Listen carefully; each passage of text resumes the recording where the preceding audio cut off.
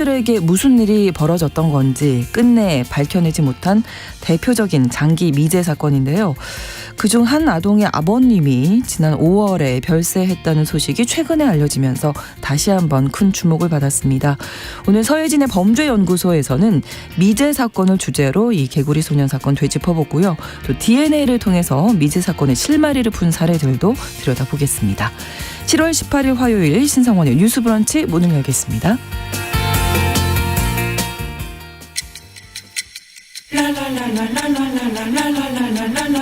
듣고 공감하고 진단합니다. 우리 사회를 바라보는 새로운 시선. 신성원의 뉴스 브런치 뉴스픽. 뉴스 브런치 청취자 여러분과 함께 소통하며 만들어갑니다. 유튜브 통해서 실시간으로 방송 장면 보실 수 있고요. 여러분의 의견도 기다리고 있습니다. 특히 오늘은 계신 곳의 날씨라든지 교통 상황도 함께 보내주시면 좋겠습니다. 보내실 곳은 짧은 문자 50원, 긴 문자 100원이 드는 샵 9730, 우물정 9730 누르시면 문자 보내실 수 있고요. 또 라디오와 콩 앱으로도 의견, 날씨, 또 교통 상황들 기다리고 있겠습니다.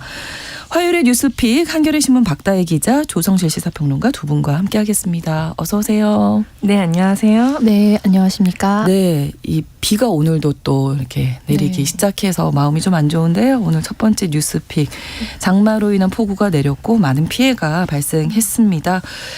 지금까지 장마비로 인한 피해 상황 박다혜 기자님 다시 한번 좀 정리해 주실까요? 네, 정리해드리겠습니다. 이 중앙재난안전대책본부가 지난 9일부터 이제 호우 관련한 상황을 집계를 하고 있고요. 그래서 한 9일, 한 열흘 정도 되는 날에 이제 지금까지 사망자가 41명 정도로 집계가 됐고, 실종자분은 9명입니다. 이 대부분이 지금 경북 예천군에 계신 분으로 이제 추정이 되고요.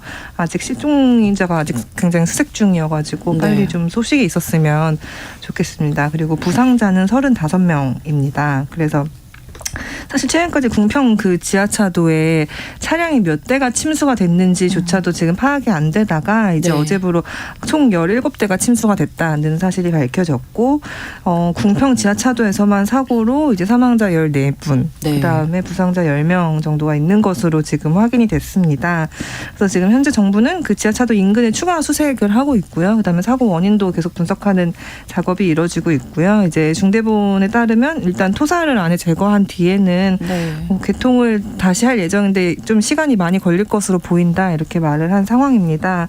그리고 공공시설이나 사유시설도 많이 피해가 좀 있었고요. 무엇보다 이제 이게 비가 충청권 이하 그 밑에 남부지방에 좀 집중이 되다 보니까 뭐 농작물이나 가축 폐사 같은 경우도 피해가 굉장히 컸어요. 그래서 아마 농민분들이나 이제 그 축산 농가에서도 좀 되게 마음이 좀 많이 아프실 것 같은데, 침수나 낙과한 농작물만 거의 31만 헥타르에 이르고요. 그다음에 이게 폐사된 가축이 거의 69만 마리로 이게 계속 기하급수적으로 매일 발표가 나오는데 계속 많이 늘고 있더라고요. 그래서 좀 이런 정도의 좀 경제적 피해가 있는 그런 상황입니다. 그리고 지금 이제 비 때문에 한 12,000명 정도가 아예 지금 집에서 일시 대피를 지금까지 했는데 여전히 한 5,600명 정도는 귀가하지 못한 상태로 나오고 있습니다. 네.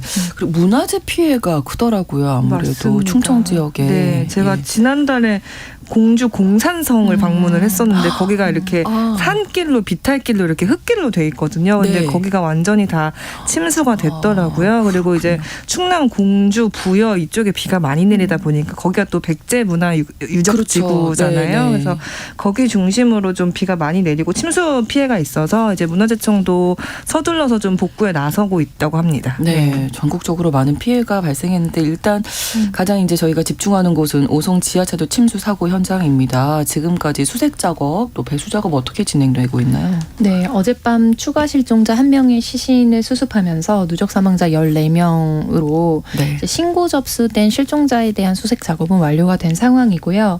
다만 이제 마지막 실종자가 희생자가 지하차도 안에서 발견된 것이 아니라 거기로부터 1km 정도 떨어진 미호강변 농경지에서 사실 시신 수습이 이루어졌습니다.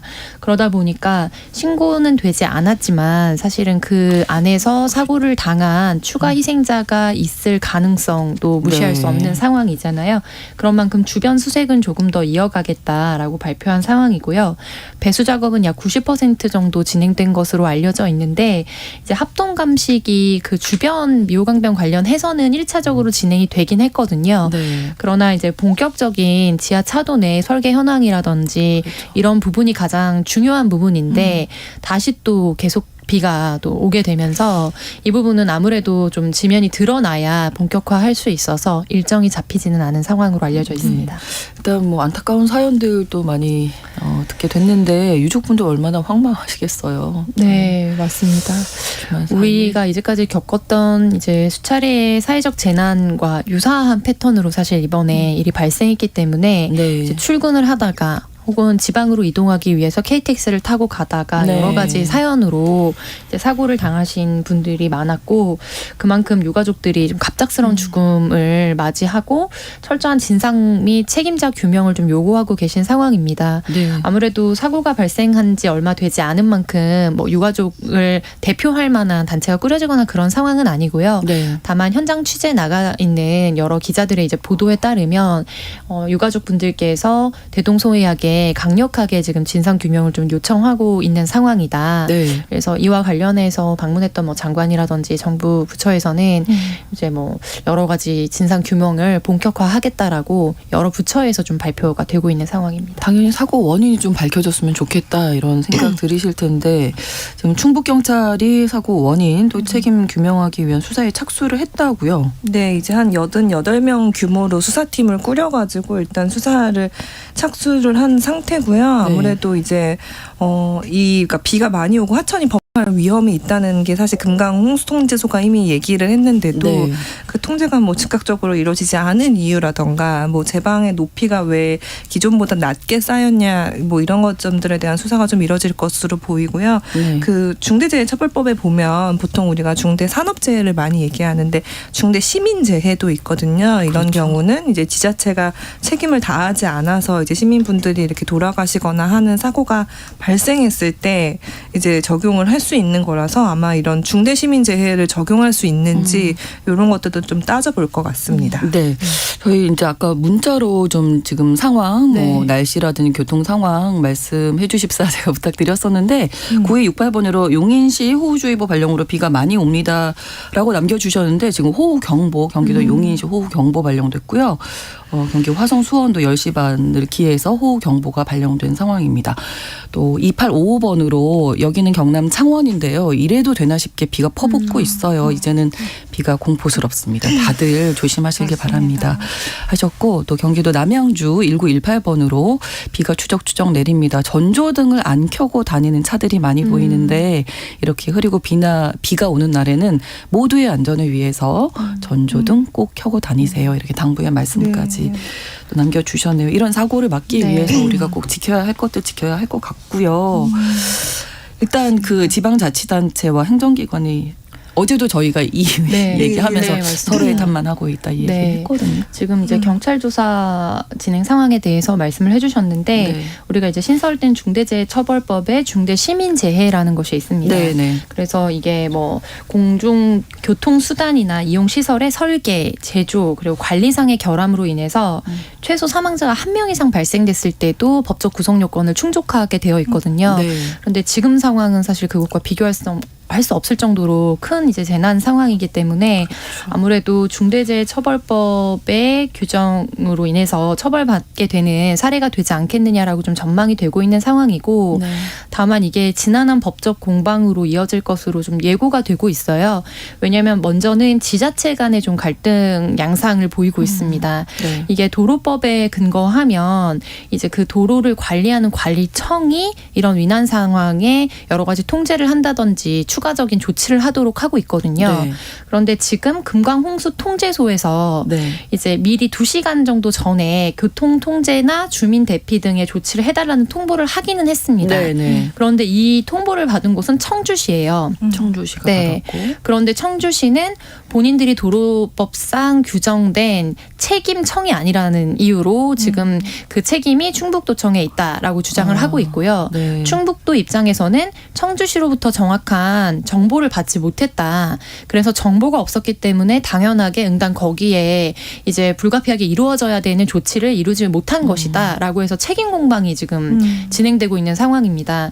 그런데 이게 지자체 간에만 공방이 있는 것이 아니고 이번에 이제 경찰에서 우선 수사를 착수하도록 하고 있기 때문에 경찰에서 수사를 하고는 있지만 이제 경찰 입장에서도 오전 7시 5분쯤에 미호강이 넘칠 것 같다는 신고를 최소 2차례 이상 받았던 것으로 알려져 있어요. 네. 근데 이제 보도에 따르면 지금 사고가 난 곳은 이 지하차도인데 네, 정확한 위치를 이제 신고자분이 말해주지 않아서 네. 상시적으로 더 위험이 높은 1 지하차도로 아. 출동을 나갔다라는 보도도 나오고 있는 상황이고요. 네. 그리고 2차례 이상의 이제 신고 접수가 있었지만 흥덕구 쪽에 통보만 했고 그 이후에 지하차도 통제가 이루어졌는지 혹은 이런 추가적인 조치가 어디서도 이루어지지 않은 거죠. 그래서 시스템이 이게 굴러가지 않은 그래서 이와 관련해서 이것이 당일에 적절한 조치가 있었다면 사고 방지가 가능했는가?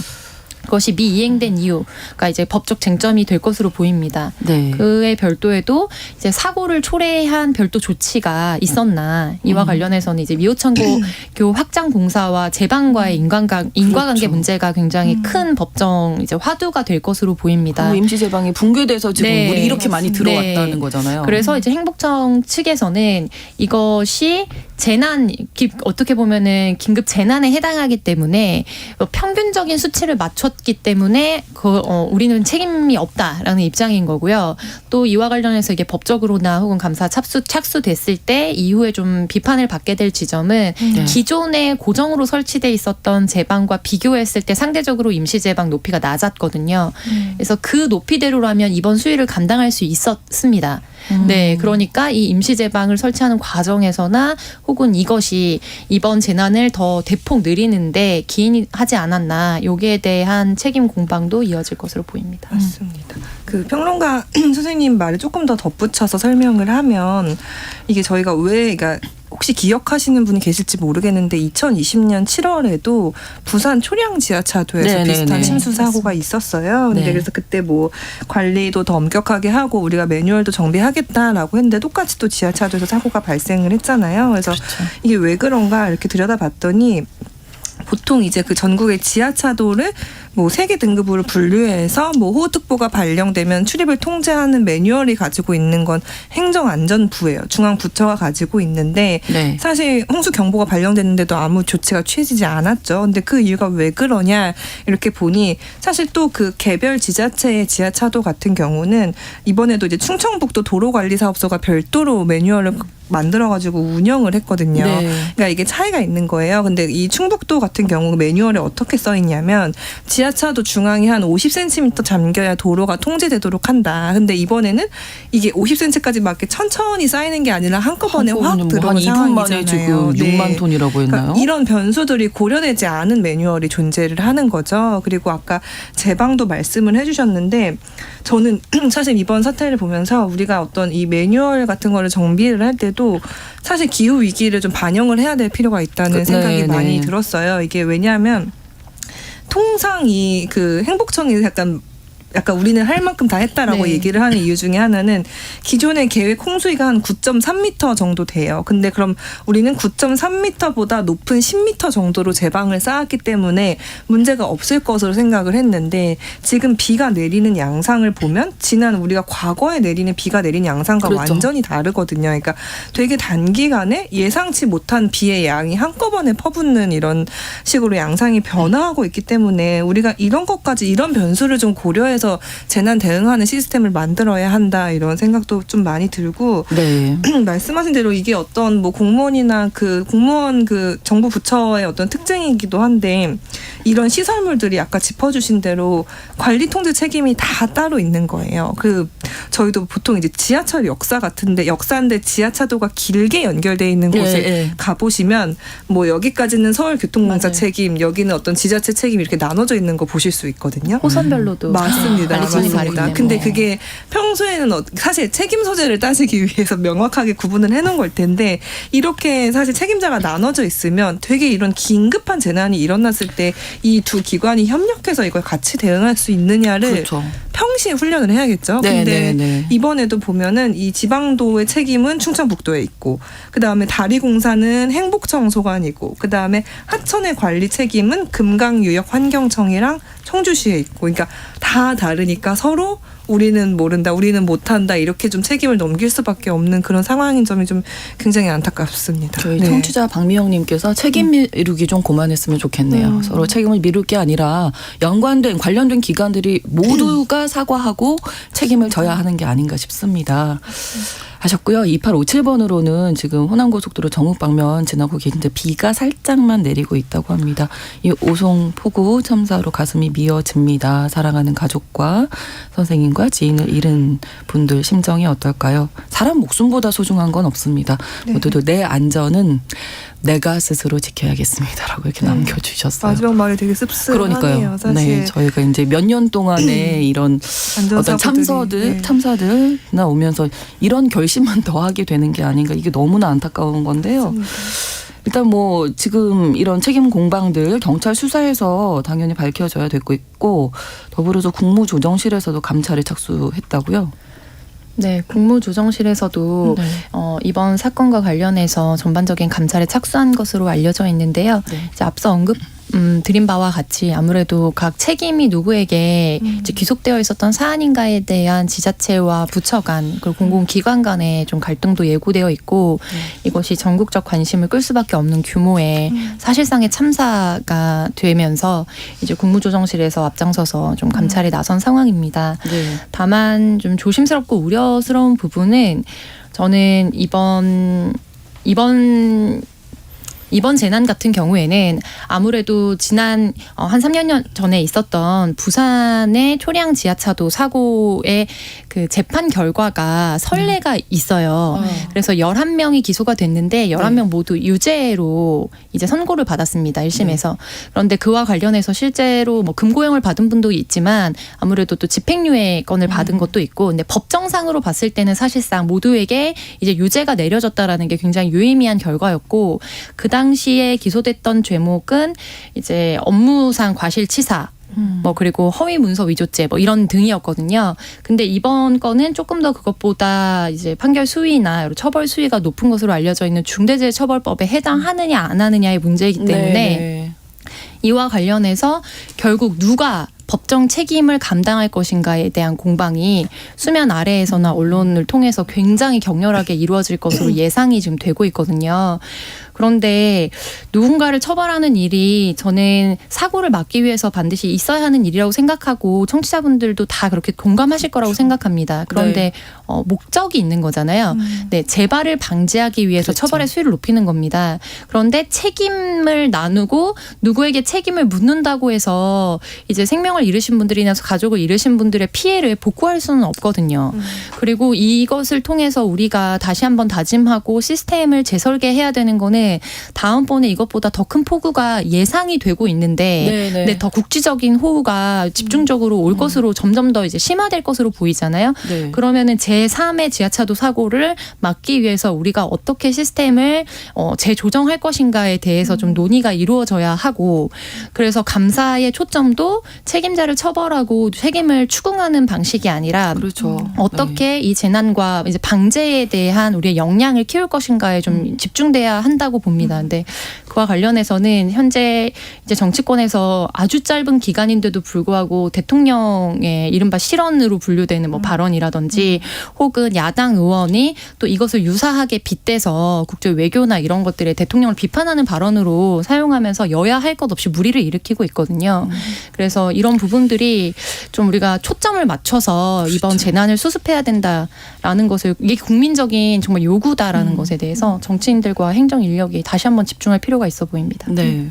저희가 어제도 이 이야기 나누면서 홍수가 나거나 어떤 재난이 일어났을 때 컨트롤 타워가 없다라는 이야기를 사실은 정말 많이 하는데 이번에도 좀 그러지 않았나. 이런 부분 포함해서 이 참사가 좀 반복되지 않으려면 우리가 맞습니다. 어떻게 해야 할지. 그 평론가님 말씀해주신 대로 근데 저희가 이런 참사가 나면 누구를 처벌하자는 데만 초점이 네. 맞춰지고 사실 예방하는 데에는 조금 이제 그게 처벌이 끝나고 어느 정도 복구가 마무리되면 사실 잊혀지게 그렇죠. 마련이거든요. 근데 네. 사실 평시에 예방하는 게 굉장히 중요하고. 그럼요.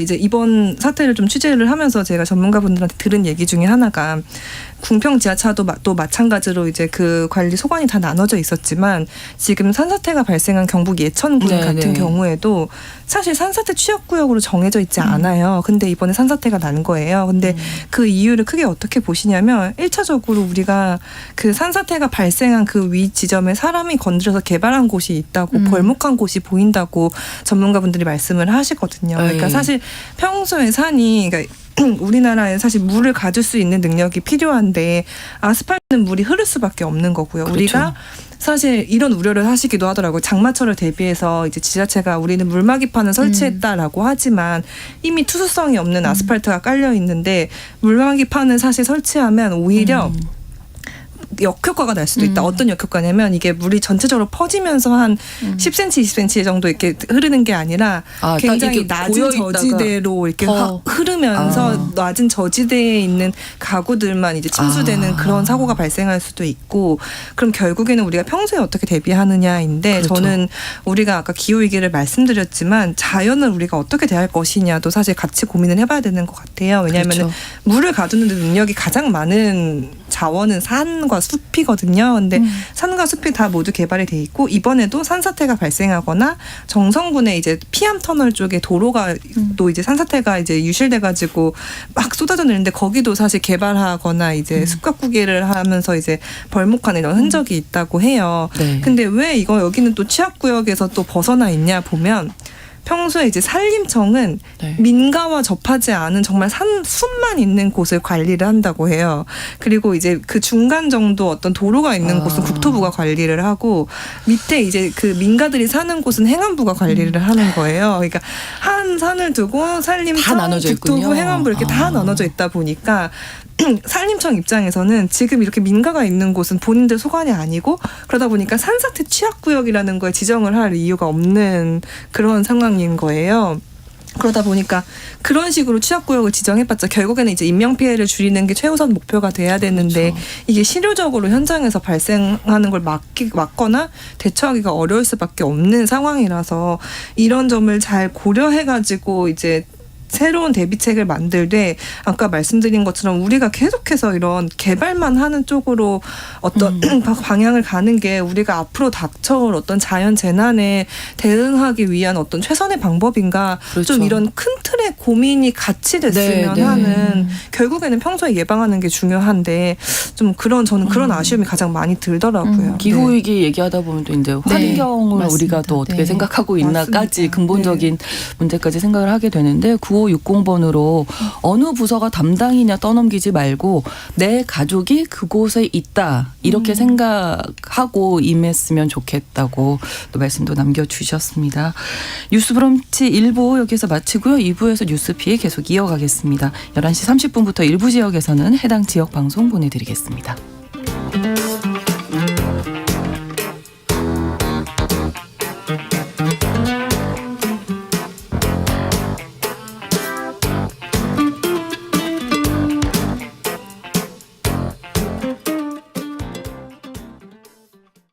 지금 시각은 11시 30분입니다. KBS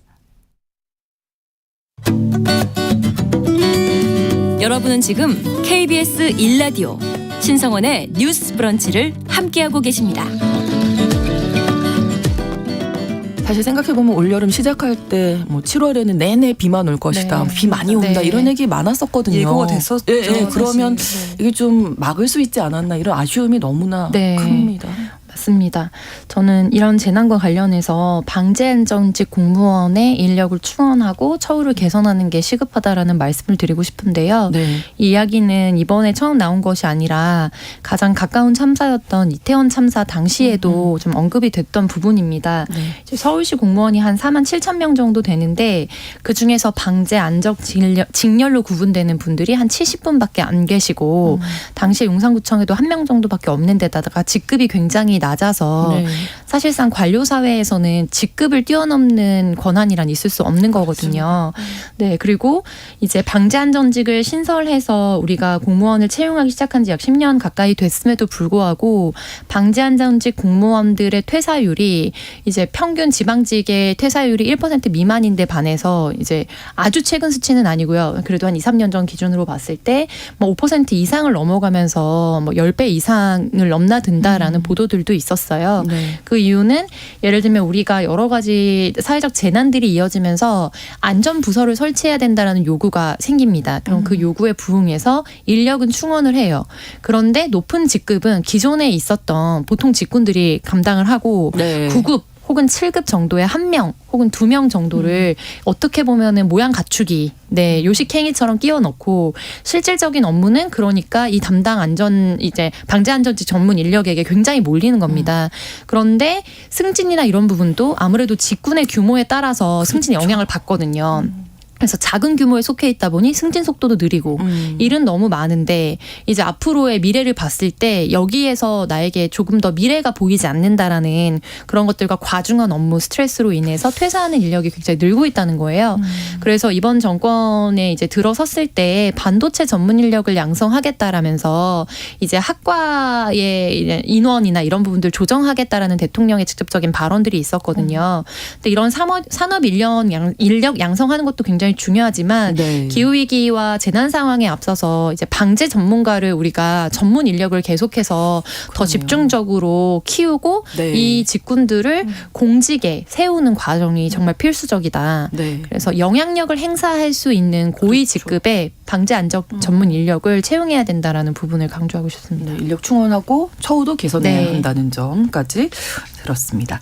두 번째 뉴스픽으로 가볼 텐데요. 지금 정부가 태어났지만 출생신고가 되지 않은 이른바 유령 아동을 찾기 위해서 조사 중이죠.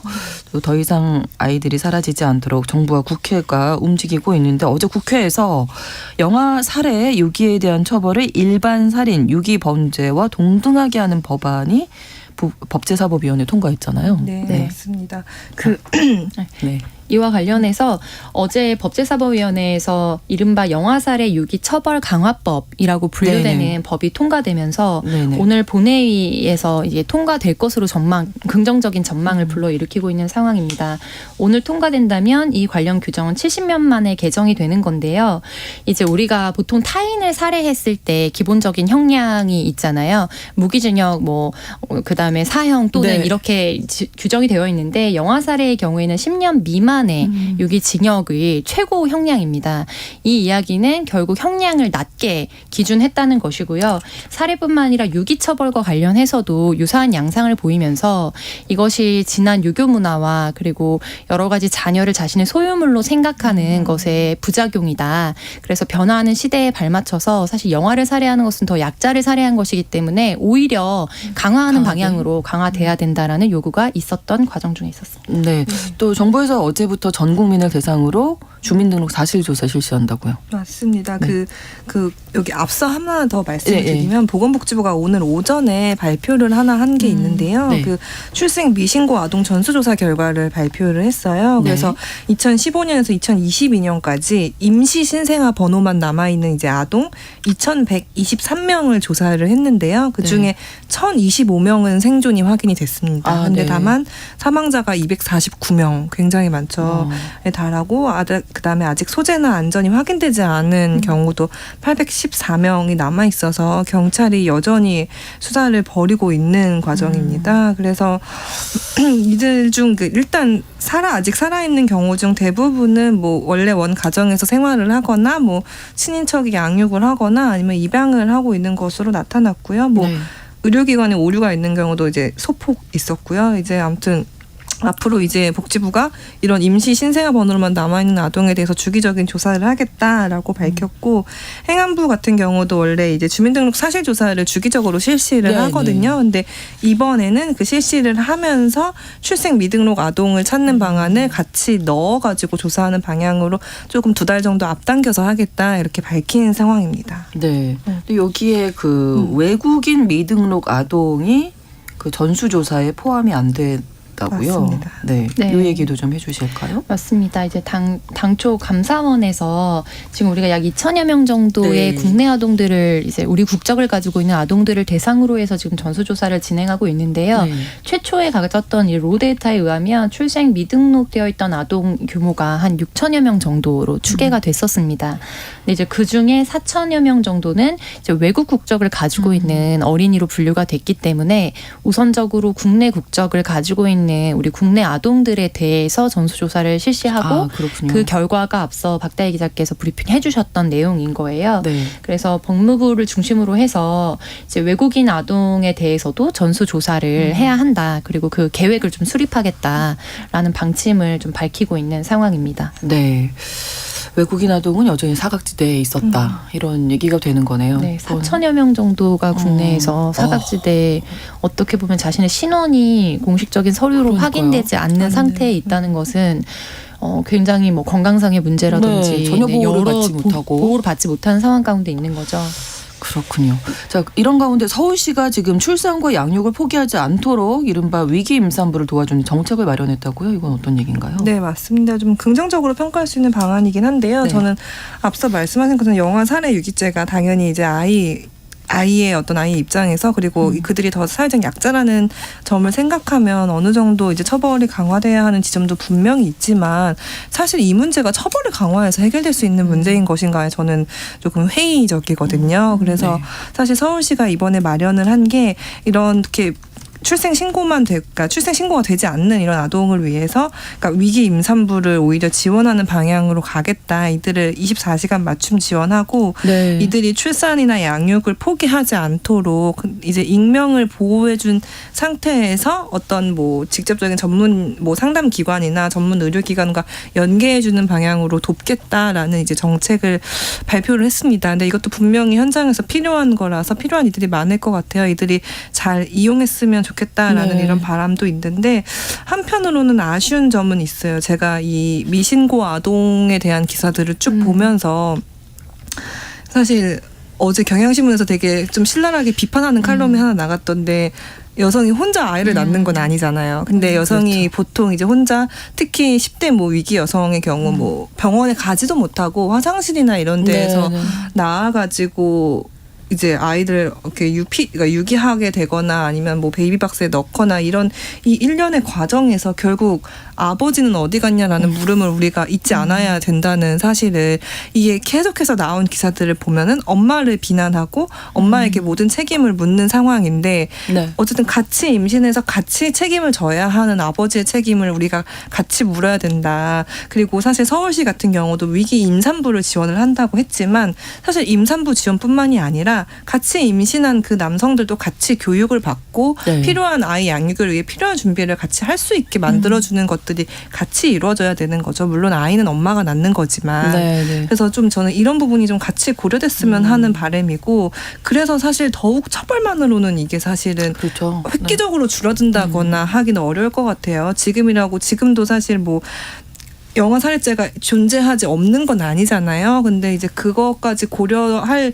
여지도 없고 고려할 여유도 없는 상태에서 불가피하게 이제 내가 영아를 유기할 수밖에 없는 상황까지 가는 그 사람들에 대한 그렇죠. 사례들 그런 것들을 좀 잘 보고 좀 촘촘하게 이런 안전망을 좀 만들어줬으면 그리고 이 엄마 아빠가 같이 이렇게 키울 수 있는 환경을 좀 만들어줬으면 하는 그런 좀 바람이 듭니다. 사회적으로 관심이 이렇게 많이 쏠리다 보니까 이제 정책도 마련하고 정부도 아이들을 찾고 있지만 지금 말씀해 주신 대로 왜 이 많은 아이들이 그림자 뭐 혹은 유령아기라고 맞습니다. 표현되는 네. 그렇게 될 수밖에 없었는지를 우리가 근본적인 이유를 좀 찾아봐야 하지 않을까 싶기는 네. 하네요. 네.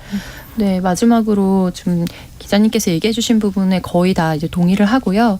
다만 동반 살해, 동반 자살이라는 용어를 이제 네, 자녀 네. 살해 후 자살로 바꿔 쓰자라는 캠페인 같은 것도 있잖아요. 그렇죠. 네. 네, 이런 어떤 우리가 친족 간에 자기보다 위에 있는 혈족을 이제 죽였을 때는 사실 가중 처벌을 하도록 하고 있습니다. 그런데 자기가 낳은 자녀, 네. 특히 영아를 살해했을 때는 여러 가지 정상을 참작해서 아예 법조문 자체에서 형량을 낮춰 놓고 있는 법안인 거거든요. 그래서 이 법안은 이제 현 상황에 맞게 바뀌어야 되는 것이 맞다라고 생각을 하고, 다만 이 법안이 영아 살해율과 현재 문제가 되고 있는 유령아동이라고 불리우는 이 네. 사태를 해결하는 종국적인 해결책이 될 수는 없다. 그와 관련해서는 뭐 청소년에 대해서 성교육을 실질적으로 강화한다든지, 그리고 이제 양육비 미지급한 뭐 배드파더스라고 네, 불리우는 네. 단체 활동들도 있거든요. 근데 이와 관련해서 이제 당사자들이 요구하는 것은 국가가 먼저 선 지급을 하고 이걸 국가 대지급 제도라고 합니다. 그리고 나서 사후에 뭐 예를 들면 자산을 압류한다든지 의료보험이나 이런 것들을 뭔가 네. 이렇게 압류한다든지 정지시킨다든지 하는 국가가 할 수 있는 행정수단을 동원해서 아이들이 생존할 수 있는 기본적인 권리를 이제 두 양육자가 형평성 있게 지킬 수 있도록 네. 보조를 해달라는 행정적 요구를 하고 있거든요. 아이들이 매일매일 살기는 네. 해야 되니까. 네, 근데 필요하죠. 이런 부분들에 대해서 좀 정합성 있게 사실 이제 개선이 돼야 결과적으로는 우리 사회가 방지하고 싶은 문제도 해결될 것이다. 네, 네. 그리고 마지막으로 좀 난민 아동들을 중심으로 해서 사실 외국인 아동들이 이제 유령 아동화 됐을 것이라고 추정을 하고 있는데, 이와 관련해서도 유엔 아동 권리 협약에서는 사실 어떻게 보면 보편적 출생 신고를 할 수 있도록 권고를 하고 있습니다. 그래서 이것과 관련해서 보편적 출생 등록제라고 외국인 아동도 대한민국에서 태어났을 때 대한민국 국적을 이제 갖도록 하고 아주 기본적인 인권을 좀 보장하도록 하는 법안을 이제 통과해달라는 사회적 요구나 단체들의 이제 운동들이 계속 있어 왔거든요. 네. 그래서 국회에서 이런 법안들에 대한 관심도 가질 필요가 있다는 점도 말씀드리고 싶습니다. 네. 화요일의 뉴스픽 한겨레 신문 박다혜 기자, 조성실 시사평론가 두 분과 함께했습니다. 오늘 고맙습니다. 수고하셨습니다. 감사합니다. 신성원의 뉴스 브런치는 여러분과 함께합니다. 짧은 문자 50원, 긴 문자 100원이들은 샵 9730, 무료인 콩앱과 일라디오 유튜브를 통해 참여해주세요.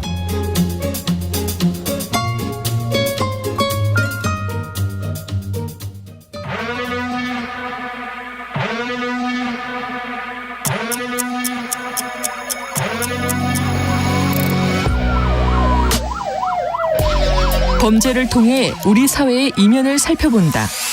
뉴스 브런치 서혜진의 범죄연구소. 우리 사회에서 벌어지는 범죄를 통해 더 나은 사회로 가기 위해 연구하는 시간, 서혜진의 범죄연구소입니다.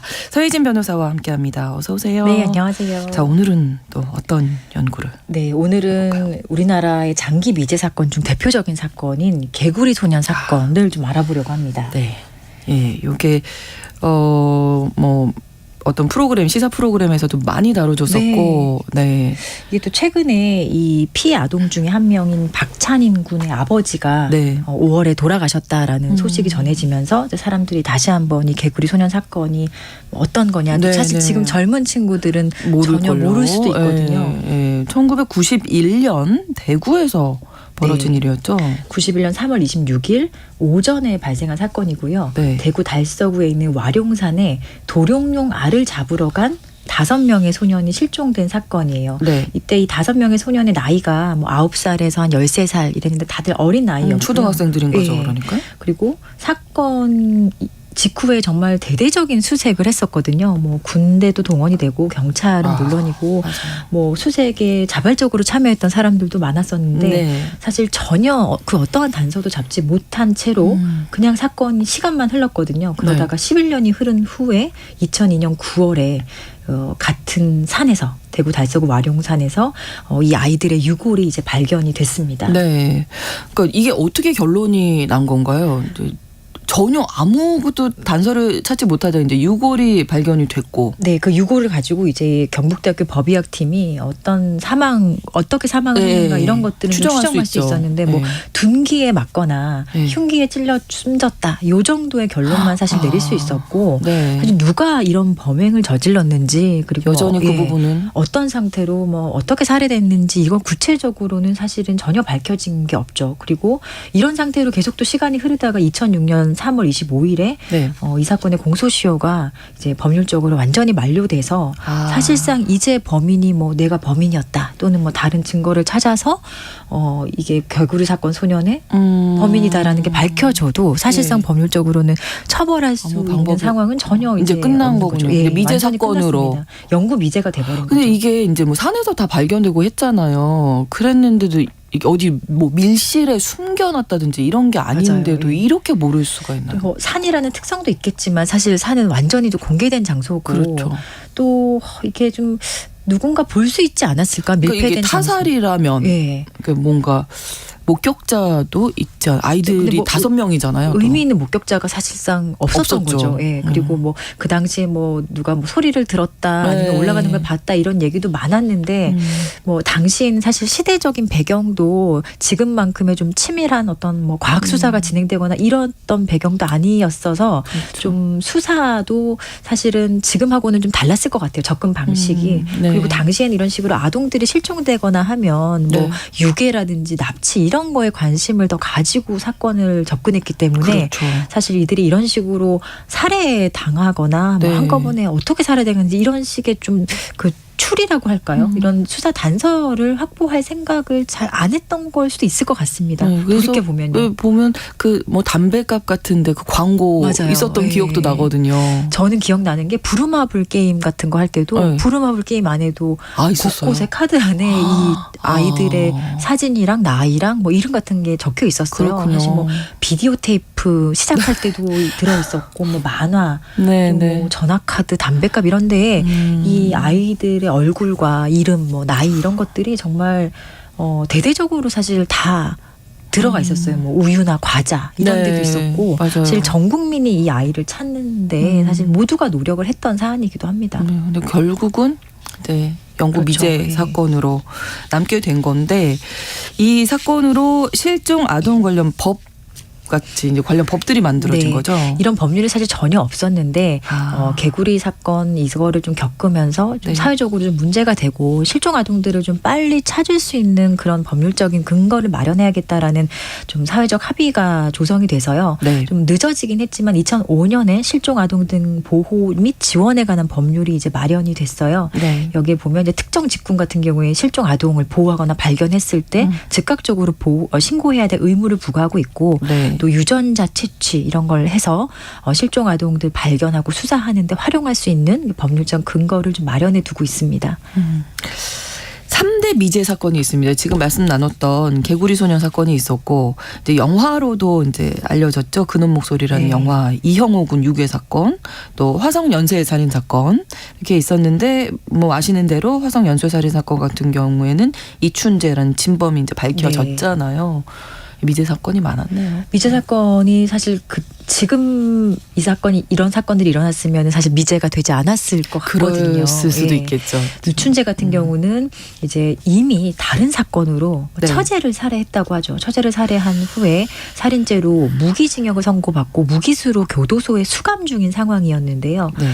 이때 이춘재 이제 그 DNA가 화성 연쇄살인 사건 중에 몇 건의 사건에서 채취된 그 증거물과 일치한다는 것을 확인을 했어요. 당시에는 감식 기술이 이 DNA를 추출하거나 이렇게 비교 대조할 수 있는 그런 기술이 없었는데 네. 이제 시간이 지나면서 과학 기술의 기술도 발전하면서 이런 게 가능해졌었거든요. 네. 그래서 이제 경찰은 이춘재가 이 사건의 진범일 수 있겠다라고 특정을 했습니다. 그리고 이런 그 DNA 그 결과가 나온 후에 이제 수사의 급물살을 타게 되고 네. 결국에 이춘재도 처음에는 사실은 부인을 하다가 이 DNA 결과 앞에서는 자기가 했던 게 맞다라고 네. 범죄를 인정을 했죠. 예. 결국에 이춘재가 이제 화성 연쇄살인 사건의 진범임이 이제 사법적으로도 확인이 됐죠. 네. 그 지금은 이제 워낙 과학 수사를 하기 때문에 뭐 DNA 이제 많은 분들이 뭐 영화나 드라마로도 네. 접하셔서 DNA로 뭐 이렇게 분석하고 이런 거 아실걸요? 맞아요. 많이 예. 아실걸요? 이제 당시엔 사실 90년대 후반부터 우리나라에 이제 과학 수사라는 게 많이 들어왔었는데, 네. 근데 이제 과학 수사도 시간이 지나면서 점점 발전을 하고 있거든요. 네. 근데 뭐 이 화성 연쇄살인 사건 일어났을 때만 하더라도 사실상 과학 수사라는 게 없었다고 봐도 되고요. 네. 근데 이제 그런 과학 수사가 뭐 DNA 대조 수사를 포함한 과학 수사가 이제는 일반화되었고, 네. 이런 식의 그 DNA 비교 대조 수사가 미제 사건 해결에 가장 큰 역할을 하고 있다고 합니다. 실제로도요. 그렇군요. 미제 사건의 44% 정도가 DNA 수사로 해결이 된다라는 통계도 있습니다. 네. 그러면 DNA로 과거에 풀지 못했던 사건, 범인을 찾았던 사례 어떤 게 있을까요? 대표적으로 최근에 이제 보도가 돼서 많은 분들이 아실 텐데, 네. 그 대전 국민은행 권총 강도 살인 사건이라고 이름 붙여진 사건인데요. 네. 2001년 12월 21일에 발생한 사건인데, 예. 진범을 전혀 찾지 못하다가 2022년 8월, 작년 8월에 용의자 2명이 특정돼서 현재 1심 판결을 받은 상태거든요. 그렇군요. 각각 징역 20년 그리고 무기징역이 선고가 되었고, 네. 지금 이제 항소심을 진행하고 있는 상황에 있어요. 근데 이 사건이 이제 그 현금 수송차로 현금 3억 원을 운송하는 그 사람들을 노리고 네. 사람 살해하고 차 안에 있던 그 현금을 이제 강취한 그런 강도 살인 사건이거든요. 네. 네. 근데 이 범인들이 네. 그 당시에 그 차 안에 마스크랑 손수건을 버리고 갑니다. 근데 그 당시에 그 DNA 기술로는 이 버리고 간 마스크와 손수건에서 이 사람들의 DNA를 검출할 수 있는 그 기법이 없었거든요. 그렇군요. 그런데 이제 한 16년 만에 이제 이 DNA 수사의 발전을 통해서 이게 오랜 시간 지나도 그대로 남아 있는 거죠. 그래서 그렇군요. 이 사람들의 DNA를 이제 확보를 했던 겁니다. 경찰에서. 그래서 이 DNA 확보된 DNA와 이 데이터베이스에 축적된 어떤 뭐 범죄 전력자, 전과자 등의 어떤 DNA 정보를 비교해서 네. 결국에 용의자를 특정을 했는데요. 특정하고도 사실 시간이 조금 걸렸어요. 용의자 중에 한 사람이 불법 도박장을 자주 드나드는 사람이었는데 거기서 확보한 담배꽁초에서 DNA가 이것과 일치한다라는 것을 확인을 했던 겁니다. 근데 사실 누가 담배꽁초를 버렸는지 모르잖아요. 네. 근데 거의 뭐 여기 이 도박장을 드나들었던 사람 15,000명을 다 일일이 경찰이 확인을 했다고 해요. 엄청난 집념의 수사인 거죠. 대단하시네요. 그래서 이 경찰이 최종적으로 이제 이 사건 브리핑을 할 때 네. 2001년에도 국립과학수사연구원에 이 DNA 감식을 똑같이 의뢰를 했지만 네. 당시 기술로는 당시에는 어려웠고 검출이 불가능했다. 그런데 2007년 10월이 돼서는 이제 DNA 정보를 우리가 확보할 수 있었다라고 밝혔습니다. 그러면 이 담당 그 수사하시는 경찰이나 형사들이 이런 증거품들을 가지고 있다가 다음에 어떤 기술이 또 있다. 그럼 또 제출해서 그렇죠. 또 해볼 수 있고 네. 이런 거군요. 장기 미제를 이제 전담하는 시도경찰청의 장기 미제 팀이 따로 있어요. 그래서 과거에 좀 해결되지 못했던 사건을 이거 이런 풀고 싶잖아요, 방식. 사실. 네. 네. 그리고 사실 이런 거를 정말 실마리를 풀어갈 때 정말로 이제 뭐 경찰로서의 어떤 네. 그 엄청난 자부심도 느끼실 그렇죠. 것 같고 그렇죠. 또 이렇게 네.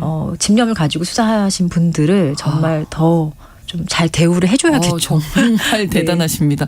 그 미제 사건을 푸는 큰 힘이 이 DNA에 있는 거네요. 그렇죠. 그러니까 예. 어떻게 보면. 대검찰청이 이제 DNA 신원 확보 확인 정보 데이터베이스 운영 보고서라는 그런 그 보고서를 발간한 자료에 따르면요. 네. 그 교도소 수용자의 DNA와 일치해서 이거 좀 이상하다 해서 재수사가 시작된 그런 미제 사건이 2010년 이후 12년간 2,457건에 달했다고 하는데요. 네. 이 중에 거의 43.7%의 범인이 결국에 확인이 돼서 와. 유죄가 확정이 됐다고 합니다. 그래서 네. 결국만 10건 중에 4건이 이 DNA 수사로 엄청난 효과를 가져왔다. 이렇게 분석을 해도 좋겠죠. 그러니까 포기하지 않고 끝까지 이제는 네. 수사를 하는 그런 시대가 됐다. 네.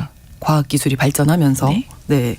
그래서 또 앞으로 또 어떤 수사가 실마리가 풀릴지도 기대를 해보게 됩니다. 그 프랑스의 유명한 범죄학자가 있어요. 네. 에드몽 로카르라는 사람이 모든 접촉은 흔적을 남긴다라는 이제 유명한 명제를 남기고 예. 사실 이 장기 미제 팀의 이 과학 수사의 명제도 이 모든 접촉은 흔적을 남긴다. 여기서부터 시작을 합니다. 그렇군요. 그래서 완전 범죄는 이제 더 이상 없습니다. 예. 그렇습니다. 서예진의 범죄연구소 서예진 변호사와 함께했습니다. 오늘 고맙습니다. 네, 감사합니다. 오늘 마지막 곡으로 하림의 위로 전해드리면서 신성원의 뉴스 브런치 화요일 순서 마치겠습니다. 저는 내일 다시 오겠습니다. 고맙습니다.